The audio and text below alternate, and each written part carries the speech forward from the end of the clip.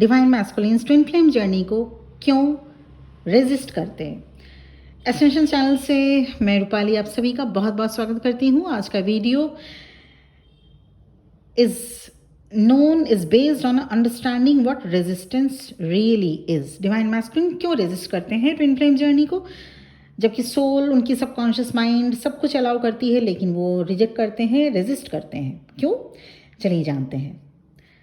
आज हम एक्सप्लोर करेंगे एक बहुत ही critical aspect of the twin flame journey, that is called resistance. इस जर्नी में रेजिस्टेंस सिर्फ एक इमोशनल ब्लॉक नहीं बल्कि एक डीप स्पिरिचुअल लेसन होता है। आइए समझते हैं कि रेजिस्टेंस को कैसे आइडेंटिफाई करें, उसका सोर्स क्या होता है और कैसे आप इसे कॉन्शियसली ओवरकम कर सकते हैं। रेजिस्टेंट का मतलब होता है किसी चीज़ को फील करने, एक्सेप्ट करने या रिसीव करने से अनकॉन्शियसली रिफ्यूज़ल, मतलब फील भी नहीं करना है, एक्सेप्ट भी नहीं करना है एंड रिसीव भी नहीं करना है, क्योंकि जबकि सब कुछ समझ में आ रहा है कि हाँ कुछ तो है, लेकिन ना फील करेंगे, ना एक्सेप्ट करेंगे और ना ही रिसीव करेंगे। This is called resistance. Twin flame journey में ये resistance emotional, mental and energetic level पे एक्टिवेट होता है। स्पेशली जब कनेक्शन इंटेंस हो जाता है तो रेजिस्टेंस फेज शुरू होता है। ये रेजिस्टेंस ब्लॉकेजेस का असर ट्विन फ्लेम जर्नी पर पड़ता है, और ये रेजिस्टेंस ब्लॉकेजेस जो है इसका असर वाकई सबकी, ये इम्पॉर्टेंट है टू नो दैट कि रेजिस्टेंस जब हो, ये blockages, resistance is a blockage, तो ये ब्लॉकेजेस का असर ट्विन फ्लेम जर्नी पर पड़ता है। क्योंकि जब एक पार्टनर, जब डिवाइन मैस्कुलिन समझ लीजिए, इमोशनली या सोल लेवल पर जब सबकॉन्शियस माइंड पे ये समझ रहे हैं, लेकिन वो एक्सेप्ट नहीं कर पा रहे, रेजिस्ट कर रहे हैं एंड मेंटली प्रिपेयर नहीं हो पा रहे हैं, एनर्जेटिक लेवल पे बिल्कुल वो एक्टिवेशन नहीं हो पा रहा है, तो ये रेजिस्टेंट न एक्सेप्ट कर पा रहे हैं कि आपके साथ उनका डिवाइनल कनेक्शन है, ना एक्सेप्ट कर पा रहे हैं, ना रिसीव कर पा रहे हैं, और ना ही इस चीज़ के लिए वो फील भी करते हैं कि अगर आप समझाने जाएंगे ये एक स्पिरिचुअल बॉन्ड है ट्विन फ्लेम जर्नी, वो फील भी नहीं कर पाएंगे। तो ये आखिर इसका होता क्या है और कहाँ से इसकी रूट क्या है और इसको कैसे हील आप कर सकते हैं, तो उसको समझने की सबसे पहले ज़रूरत है। तो ट्विन फ्लेम जर्नी में ये resistance emotional, mental and energetic level पे एक्टिवेटेड रहता है, खासतौर से डिवाइन मैस्कुलिन्स के माइंड में, उनके एनर्जी में। स्पेशली जब कनेक्शन इंटेंस हो जाता है तो और भी ज़्यादा एक्टिवेट हो जाता है डिवाइन मैस्कुलिन के माइंड में ये रेजिस्टेंस ब्लॉकेज। तो ये रेजिस्टेंस ब्लॉकेज का असर ट्विन फ्लेम जर्नी पे पड़ता ही पड़ता है। तो ईगो वर्सेस सोल कॉन्फ्लिक्ट तब शुरू हो जाती है। ईगो वर्सेस सोल, रेजिस्टेंस का मेजर सोर्स होता है ईगो एंड सोल के बीच का कॉन्फ्लिक्ट। ईगो कंफर्ट जोन चाहता है, प्रेडिक्टेबल पैटर्न में रहना चाहता है ईगो, लेकिन twin flame connection soul level growth का है, जिसमें comfort, surrender and emotional vulnerability included होती है।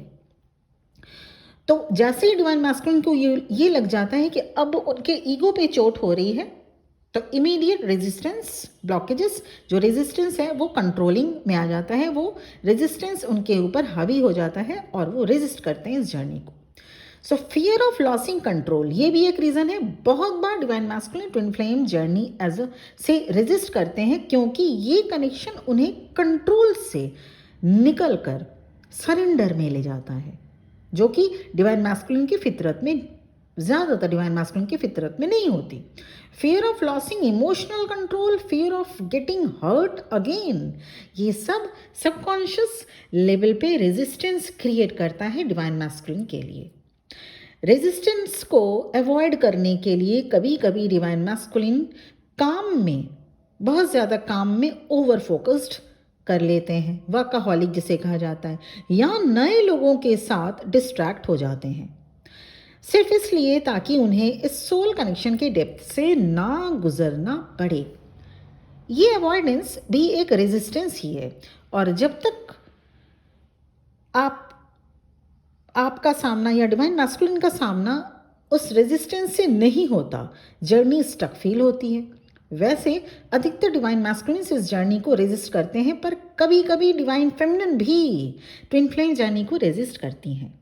Divine masculine and divine feminine resistance pattern कुछ अलग होते हैं, जो कि ऐसे हैं। Masculine, divine masculine energy generally resist करती है थ्रू विड्रॉवल और साइलेंस। एकदम से विड्रॉ कर लेंगे, एकदम से इस जर्नी में होते हुए भी आपके साथ कनेक्शन को बिल्कुल विड्रॉ कर लेंगे, जैसे उन्हें आपसे अब कोई मतलब ही नहीं, या साइलेंस हो जाएंगे, एकदम से साइलेंट जोन में चले जाएंगे, कोई बातचीत नहीं, कोई मैसेजेस नहीं, कोई कॉल नहीं। क्योंकि डिवाइन मैस्कुलिन अपने इमोशंस को प्रोसेस करना उन्हें सिखाया ही नहीं जाता बचपन से ही। फेमिनिन एनर्जी कैसे रेजिस्टेंस को शो करती है? फेमिनिन एनर्जी रेजिस्टेंस शो करती है थ्रू ओवर गिविंग या ओवर अटैचमेंट, जो उनकी ओन सेल्फ नेग्लेक्ट की तरफ पॉइंट करता है। अगर आप divine feminine over giving, over attachment, over caring, over nurturing, over over over over वाला हिसाब किताब अगर है, तो इसका मतलब ये है कि आप अपने सोल को नेग्लेक्ट कर रहे हो। तो ये रेजिस्टेंस डिवाइन फेमिनिन में भी देखा जाता है। ये पैटर्न्स तभी ब्रेक होते हैं जब दोनों अपने कोर वुंड्स को फेस करने के लिए रेडी हो जाते हैं। रेजिस्टेंस ऑफन रूटेड होती है इनर चाइल्ड वुंड्स में, जैसे अबैंडनमेंट, रिजेक्शन या अनवर्दीनेस। ट्विन फ्लेम का प्रेजेंस, आपके ट्विन फ्लेम, आपके डिवाइन मैस्कुलिन का प्रेजेंस इनर वुंड्स को सरफेस पे ले आता है, not to hurt but to heal. ये ठीक आपका प्रेजेंस भी आपके डिवाइन मैस्कुलिन को, मैस्कुलिन के इनर वुंड्स को सरफेस में ले आता है, और उससे आपको हर्ट नहीं, या डिवाइन मैस्कुलिन को हर्ट नहीं होना चाहिए, उसे हील करना चाहिए, उसे हील करने होते हैं। लेकिन डिवाइन मैस्कुलिन क्या करते हैं? हर्ट हो जाने के डर से हील, जो हील करना होता है उससे वो तो एडॉप्ट नहीं करते, बल्कि डर से हर्ट होने के डर से रन कर जाते हैं, भागने लगते हैं।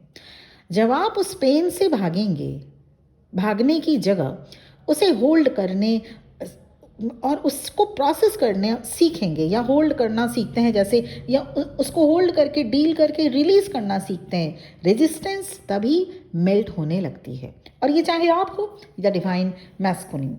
तो ये जब आप अपने रेजिस्टेंस को प्रोसेस करेंगे, उनसे भागने की बजाय, जो भी आपको ट्रिगर कर रहे हैं, आपके मैस्कुलिन भी आपको ट्रिगर करते हैं और आप भी अपने डिवाइन मैस्कुलिन को ट्रिगर करते हो, क्योंकि ट्विन फ्लेम का प्रेजेंस, चाहे वो आपके मैस्कुलिन का प्रेजेंस आपके साथ हो या आपका प्रेजेंस आपके ट्विन फ्लेम जब फील करता है आपके डिवाइन मैस्कुलिन, तो इनर वुंड सरफेस में आएगा ही। तो ये सरफेस में इनर वुंड जब आएगा तो ये आपको हर्ट नहीं करता है, बल्कि आपको हील करने के लिए आता है। तो ऐसे में क्या करना चाहिए? उसे एक्सेप्ट करना चाहिए, उस इनर वुंड्स को एक्सेप्ट करना चाहिए और हीलिंग आपको करनी होगी। उससे भागिए मत ना आप। ज़्यादातर मैंने जैसे कहा 90% चांसेस डिवाइन मैस्कुलिन्स का ही होता है, वो रन कर जाते हैं, क्योंकि वो सोचते हैं कि हर्ट होंगे, इससे अच्छा है रन करना, तो रन करना वो प्रेफर करते हैं। सोल मिरर इफेक्ट यहाँ पे समझना होगा क्या है। ट्विन फ्लेम आपका सोल का मिरर होता है, और कई बार आप उस रिफ्लेक्शन से ही रेजिस्ट करने लगते हैं। जो आपका मिरर है, आपका मिरर जो है वो कभी भी गलत आपको बता नहीं सकता, जो है वही आपको शो करता है ना। तो आपके ट्विन फ्लेम भी आप जो हैं वही आपको शो करता है, ठीक उसी तरह से आपके ट्विन फ्लेम जो हैं वो आप उनको शो कर देते हैं। लेकिन कभी कभी क्या होता है, कुछ लोग ऐसे होते हैं जो सच्चाई नहीं देखना चाहते। मिरर में हम हमेशा अपने आप को हम जैसा चाहें वैसा ही देखना चाहें, ये तो पॉसिबल नहीं है। मिरर वही दिखाती है जो हम हैं, राइट। तो जो फ्लॉज, फियर्स आप अपने अंदर देखना नहीं चाहते, वो उनमें जो दिखने लगते हैं, यही कारण है रन करने का। इस डिस्कम्फर्ट का सामना करना ही रेजिस्टेंस के पार जाना होता है। Releasing the union timeline pressure. Resistance तब भी एक्टिवेट होती है जब आप आउटकम से ओवरली अटैच्ड हो जाते हैं। कब यूनियन होगा, कैसे होगा, क्यों डिले हो रहा है। और जो ये ईयर है ना, ईयर 2025, का एनर्जी ब्लूप्रिंट ये सिखाता है कि letting go of timeline expectations is the key to flow, क्योंकि बहुत से ट्विन फ्लेम्स 2025 में रियूनियन हो रहे हैं और आगे भी होंगे। अभी तो हम मई मंथ में अभी हम हैं, आगे भी बहुत से रियूनियन होने हैं। इसीलिए स्टार्ट योर इनर वर्क। जब आप डिवाइन टाइमिंग पे ट्रस्ट करते हैं, अपने इनर वर्क करते हुए रेजिस्टेंस नेचुरली रिलीज होती है। Practice energetic surrender. Overcoming resistance का रियल टूल है एनर्जेटिक सरेंडर करना। इसका मतलब है अपना हार्ट ओपन रखते हुए ग्राउंडेड एंड प्रोटेक्टेड रहना। चाहे आपके ट्विन फ्लेम रिस्पॉन्ड करे या ना करे, आप अपने वाइब्रेशन को लो मत होने दीजिएगा। ये ही ट्रू सरेंडर है। Action without attachment, love without fear, resistance as a portal to transformation.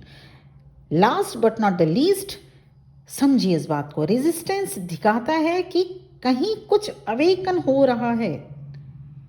जब भी आप रेजिस्टेंस फील करें, उससे सप्रेस मत कीजिए, उसे ऑब्जर्व करिए, होल्ड कीजिए एंड जेंटली उसके पार जाइए। Because behind every resistance there is a doorway to deeper connection, not just with your twin flame but with your own soul. और यहाँ पे इस मर्जिंग जब होती है तो आपके डिवाइन के साथ पहली फर्स्ट मर्जिंग होगी, आपके सोल के साथ दूसरी मर्जिंग होगी एंड थर्ड मर्जिंग होती है आपके डिवाइन काउंटर पार्ट, मतलब आपके ट्विन फ्लेम, आपके डिवाइन मैस्कुलिन के साथ। ये सभी 5D में होता है, उसके बाद 3D रियूनियन होता है। तो यहाँ पे आपको करना क्या है, अगर रेजिस्टेंस आप करते हैं, क्योंकि आप डिवाइन फेमिनिन भी रेजिस्ट करती हैं, और जैसे जो मैंने रीज़न बताया उन रीजंस के थ्रू आप लोग रेजिस्ट करते हो। तो रेजिस्टेंस अगर आप ज़्यादा बहुत ओवरली आप giving, over nurturing, over caring, over nourishing अगर आपका है, ये ओवर वाला जो चीज़ है, ये रेजिस्टेंट करवाता है यहाँ पे। तो इसको कम करें, इसको स्टॉप करें, इसको रिलीज़ करें और अपने चाइल्डहुड जो भी ट्रॉमास हैं उसको देखें। साथ ही आप जो भी डिवाइन मैस्कुलिन्स भी इस वीडियो को सुन रहे हैं, उन्हें भी समझना होगा कि आपके अपने आपके जो हीलिंग्स है वो आपको, जैसे आपके चाइल्डहुड डेज के, वो आपको समझना होगा वुंड्स क्या है। इसके साथ ही साथ आप अगर अपने ही सोल की ना सुन के आप अगर उसको रेजिस्ट करना चाहें तो ये हो नहीं सकता, ये कभी भी नहीं हो सकता। ऐसे में तकलीफ और प्रॉब्लम्स, इसीलिए इस जर्नी में डिवाइन मैस्कुलिन इसको ज़्यादा तकलीफ, ज़्यादा प्रॉब्लम, ज़्यादा कॉम्प्लिकेशन हो जाता है डिवाइन मैस्कुलिन के लिए ये जर्नी। क्योंकि डिवाइन फेमिनिन फिर भी ये सब वीडियोस उनके लिए हेल्पफुल होते हैं, वो जान जाती हैं कि इनर वर्क करने पड़ते हैं। डिवाइन मैस्कुलिन वो सेशंस में भी आती हैं, लेकिन ज़्यादातर डिवाइन मैस्कुलिन समझना ही नहीं चाहते। तो इस 2025 की जो कि बहुत पहले भी मैं जनवरी में भी रीडिंग कर चुकी हूँ, 2025 ईयर सबके लिए मोस्टली ऑलमोस्ट जो ट्विन फ्लेम जर्नी में है, ज़्यादातर कलेक्टिव में ज़्यादातर रियूनियन लेके आ रहा है। तो इसका आपको भी इसका बेनिफिट लेना चाहिए। So please start your inner work, उसके बाद ही इस जर्नी में चेंजिंग आएगी। रेजिस्टेंस को कैसे डील करना है, यह आज के वीडियो का टॉपिक था। तो मुझे उम्मीद है आप समझ रहे होंगे इस जर्नी को, how to navigate this journey. और पर्सनल सेशन, पर्सनल रीडिंग भी अवेलेबल है, कंप्लीट इनर वर्क गाइडेंस आपके लिए क्या होगा, हीलिंग किस टाइप की हीलिंग आपको करनी पड़ेगी, एंड सबसे पहले कंफर्मेशन बेहद ज़रूरी है कि आप वाकई इस जर्नी में हैं या नहीं, या आप अगर इस जर्नी में है भी नहीं, किसी अदर सोलमेट के साथ हैं, या लाइफ की कुछ भी अगर चैलेंजिंग सिचुएशन है, आप पर्सनल सेशन, पर्सनल रीडिंग ले सकते हैं। मेरा नंबर डिस्क्रिप्शन बॉक्स में आपको मिल जाएगा एंड वीडियो के स्टार्टिंग में भी आपके स्क्रीन पे दिखाया गया है। Thank you very much for watching this video. ओम नमः शिवाय।